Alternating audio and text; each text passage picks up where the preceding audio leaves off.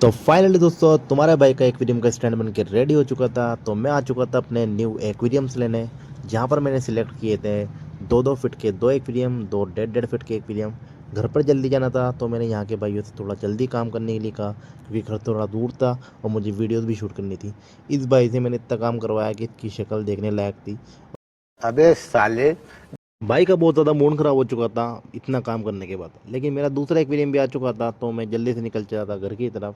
भाई से मैंने कहा था भाई बहुत स्लो ही रिक्शा चलाना है, क्योंकि मेरा एक भी एक्वेरियम बिल्कुल भी क्रैक नहीं होना चाहिए। तो भाई ने मुझे बहुत ज़्यादा कोऑपरेट किया और बहुत स्लो ही रिक्शा चलाया।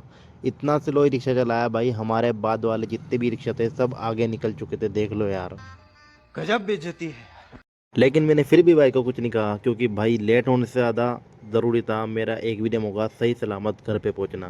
खैर कोई ना, आप बताओ मैं किस लोकेशन के पास से जा रहा हूँ, मुझे कमेंट में ज़रूर बताना।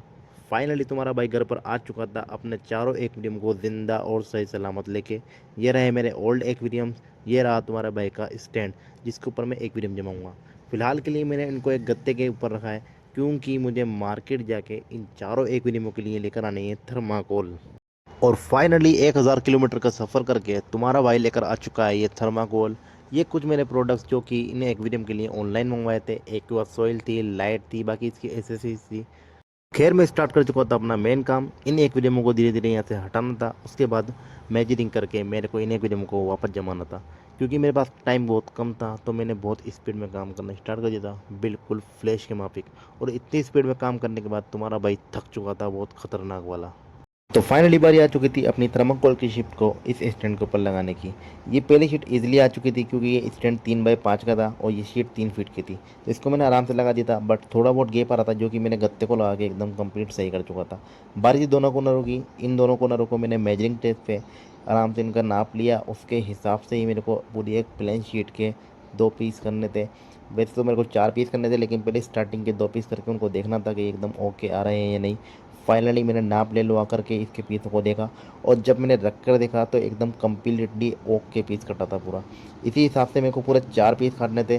तो मेरे पास एक जो पहले का बचा हुआ टुकड़ा था उसका भी मैंने इसी के सहारे पूरा एक पीस काटा, और इसी तरह से मैंने चारों कोनरों के ऊपर ही सेम साइज़ के पीस रख चुका था। फाइनली बॉटम का काम खत्म होने के बाद काम था अब इलेक्ट्रिसिटी का। ये बोर्ड मेरे पास जो पहले का था, इसके वायर को रोकने के लिए तुम्हारा भाई लेकर आया था वायर होल्डर क्लिप। भाई इसके अंदर डबल टेप था, वो मेरे से हट नहीं रहा था। मेरा दोस्त तो मैंने बहुत कोशिश करी, बहुत देर कोशिश करने के बाद फाइनली इसकी एक क्लिप हट चुकी थी, और एक एक करके मैंने इसका पूरा का पूरा वायर रोक चुका था।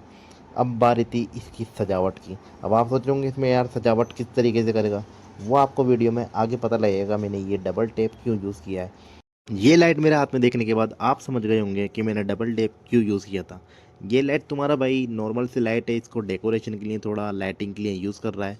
लेकिन एक बात कहूँ, जितना टाइम ये लाइट लगाने में खाया है ना भाई मेरा, अभी तक पूरे एक्वेरियम की एसेसरीज में किसी भी पार्ट ने इतना टाइम नहीं लिया होगा। ये बार बार हट रही थी, लेकिन फिर भी तुम्हारे भाई ने मेहनत मशक्क़त के साथ बहुत देर तक काम करने के बाद ये लाइट लगा दी थी। उसके बाद अब मैं आपको लाइट लगाने के बाद पूरा फाइनल लुक दिखाऊंगा, और आप मेरा फाइनल लुक देख लो। लाइट जलने के बाद ये काफ़ी ज़्यादा अच्छा लग रहा था। आप मुझे कमेंट में बताना इसमें क्या कमी रह गई। कुछ भी कमी रह गई हो मुझे कमेंट में ज़रूर बताना। नए हो तो सब्सक्राइब करना, वीडियो को लाइक ज़रूर करना।